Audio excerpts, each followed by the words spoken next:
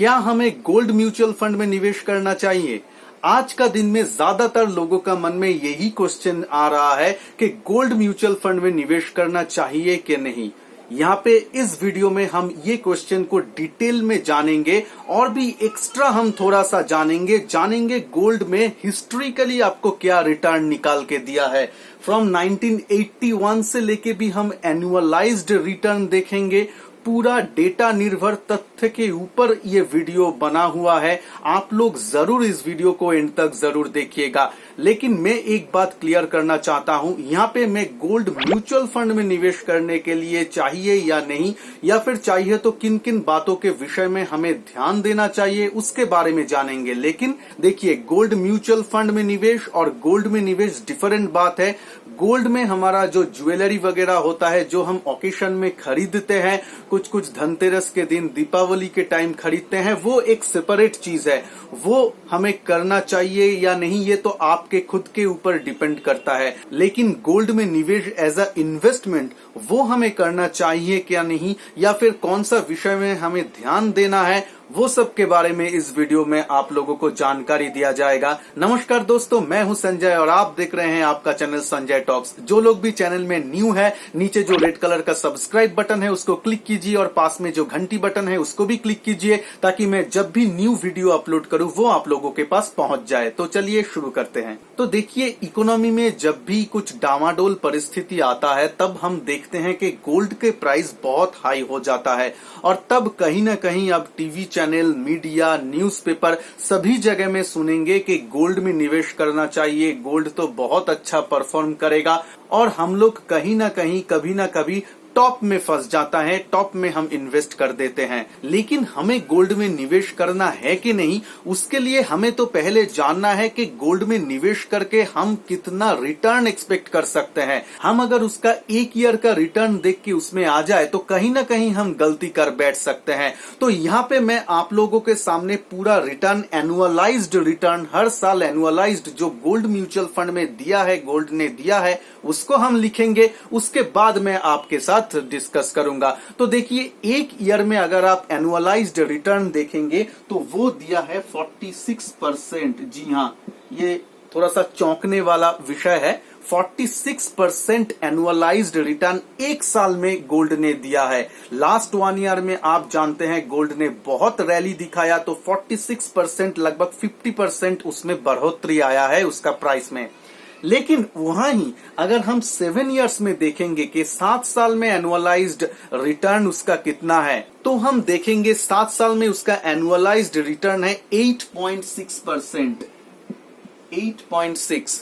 तो देखिए कितना डिफरेंस है। 7 इयर्स में एनुअलाइज्ड रिटर्न है 8.6% लॉन्ग टर्म में। अभी 10 इयर्स में आ जाते हैं। 10 इयर्स में क्या देता है? 10 इयर्स में लगभग 10% के आसपास इसका एनुअलाइज्ड रिटर्न है।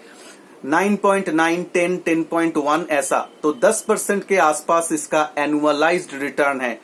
अब अगर हम लॉन्ग टर्म, सच में ही लॉन्ग टर्म देखेंगे, 20 इयर्स का मान लेते हैं, हम देखते हैं 20-30 इयर्स में वो एनुअलाइज्ड रिटर्न क्या करके दिया है। आप इसको 1981 निकाल भी सकते हैं। आप 20 इयर्स, 30 इयर्स, एक अमूमन जो एनुअलाइज्ड रिटर्न दिया है उसके बारे में अगर आप गूगल भी कर सकते हैं, उसमें भी आपको मिल जाएगा डेटा। यहाँ पे वो जो गोल्ड ने आपको निकाल के दिया है वो लगभग 10% के आसपास। तो लॉन्ग टर्म में आपका जो गोल्ड रिटर्न देता है वो 10% के आसपास ही दिया है। ये एक साल का रिटर्न देख के अगर आप अभी डिसाइड करते हैं कि मुझे तो गोल्ड लेना ही है, गोल्ड म्यूचुअल फंड में निवेश करना ही है और उससे हमें बहुत ज्यादा मुनाफा आएगा, तो शायद आप गलती कर रहे हैं। अगर आप लॉन्ग टर्म के लिए निवेश करेंगे, लॉन्ग टर्म में आपको पता रहना चाहिए कि गोल्ड हिस्टोरिकली कितना आपको रिटर्न देता है। हाँ, आगे जाके नेक्स्ट 1 साल भी दे सकता है गोल्ड अच्छा रिटर्न, क्योंकि ये कोविड-19 सिचुएशन, जितना देर तक ये इकोनॉमी का सिचुएशन जब तक ठीक नहीं होगा तब तक शायद गोल्ड ऊपर की तरफ जा सकता है। लेकिन वो एक नॉर्मल परिस्थिति नहीं है। नॉर्मल परिस्थिति देखने के लिए हम हमेशा लॉन्ग टर्म देखते हैं, और लॉन्ग टर्म में अगर आप देखेंगे गोल्ड से जो रिटर्न आता है वो 8 से लेके 10%, यानी 7% से लेके 10 या 11%, इतना तक ही आप मान के चल सकते हैं, इससे ज्यादा नहीं। तो अब आपको डिसाइड करना है कि आप gold as a asset class रखना चाहते हैं कि नहीं अपना म्यूचुअल फंड पोर्टफोलियो में, क्योंकि म्यूचुअल फंड पोर्टफोलियो में आपका लार्ज कैप फंड भी रहेगा, मल्टी कैप फंड रहेगा, अच्छा कोई आपका मिड कैप फंड रहेगा। और आप देख सकते हैं अगर आप एक अच्छा डाइवर्सिफाइड इक्विटी फंड में निवेश करेंगे उसका भी लॉन्ग टर्म में जो रिटर्न है वो भी लगभग 10, 12, 15% के आसपास आ जाता है।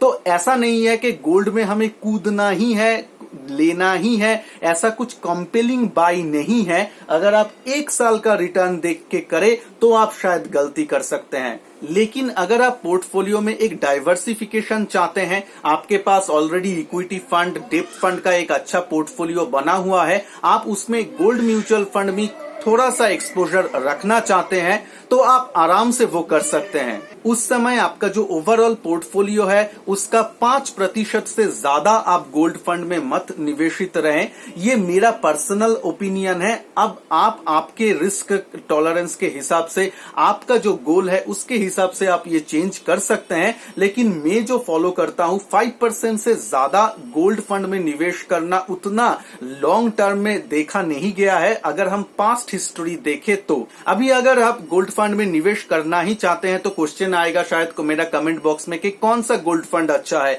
तो देखिए, गोल्ड का जो अंडरलाइंग एसेट क्लास है वो तो गोल्ड है। अगर आप म्यूचुअल फंड के थ्रू गोल्ड में निवेश करना चाहते हैं तो आप कोई भी एक अच्छा एएमसी फंड हाउस चूज कर लीजिए और उसका जो गोल्ड फंड है उसमें आप निवेश कर सकते हैं। अगर आप लोगों के पास डीमैट अकाउंट है तो आप ETF भी खरीद के वहां पे निवेश कर सकते हैं। अगर आपका डीमैट अकाउंट नहीं है, आप गोल्ड में निवेश करना चाहते हैं, फिजिकल गोल्ड नहीं लेना चाहते हैं, तो आप आराम से गोल्ड म्यूचुअल फंड में भी निवेश कर सकते हैं। तो बहुत सारा ऑप्शन है। इस वीडियो में मैं ऑप्शन के बारे में नहीं बताऊंगा, वो मैं अलग सा एक वीडियो बना दूंगा। बहुत सारा ऑप्शन है, लेकिन सभी ऑप्शन में लगभग आपको सिमिलर रिटर्न मिलेगा। लेकिन gold as a asset class में हमें क्यों निवेश करना है, क्यों हमें उसमें निवेश करना है या फिर नहीं है, वो आपको डिसाइड करने के लिए ये जो टेबल है, ये जो ट्रुथ आपको लोगों के सामने लाना बहुत जरूरी था। तो इसीलिए मैं आप लोगों के सामने डेटा निर्भर तथ्य लाया हूं।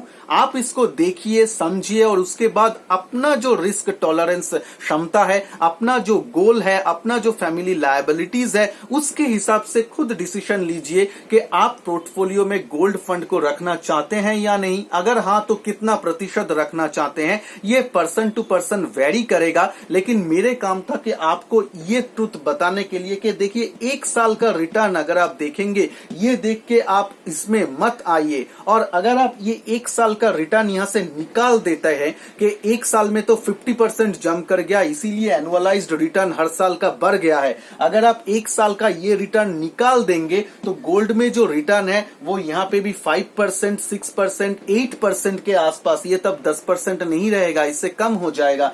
तो इससे कम आपका रिटर्न मिलेगा एनुअलाइज्ड। ये 1 साल में गोल्ड बहुत ज्यादा आउट परफॉर्म किया है इकोनॉमी को, इसीलिए आप देख सकते हैं एनुअलाइज्ड रिटर्न भी बढ़ गया है। तो आपको अभी डिसाइड करना है, इन्फॉर्म्ड इन्वेस्टर बनिए। आपको डिसाइड करना है कि ये तथ्य के ऊपर निर्भर करके आप अपना पोर्टफोलियो में गोल्ड फंड को मौजूद करना चाहते हैं या नहीं। और मेरा कमेंट बॉक्स में आप लोग जरूर कमेंट कीजिएगा कि आप लोग गोल्ड फंड में निवेश करना चाहते हैं या नहीं। यस या नो आप लिख सकते हैं, मुझे उसमें से पता चल जाएगा कि आप लोगों का मन में क्या चल रहा है। और मैं मेरा चैनल में ऐसे ही आप लोगों को डेटा देके बताना चाहता हूं, आप लोगों को इन्फॉर्म करना चाहता हूं। तो ये प्रयास अगर अच्छा लग रहा है तो प्लीज मुझे सपोर्ट भी चाहिए, तो मुझे थोड़ा सा मोटिवेट होता है। तो प्लीज चैनल को, जो लोग सब्सक्राइब नहीं किए हैं, चैनल को सब्सक्राइब कर लीजिए और पास में जो बेल आइकन है उसको भी क्लिक कीजिए। ये फ्री ऑफ कॉस्ट है, ताकि मैं जब भी न्यू वीडियो अपलोड करूं वो आप लोगों के पास पहुंच जाए। और वीडियो को अगर अच्छा लगे तो वीडियो को लाइक शेयर जरूर करे।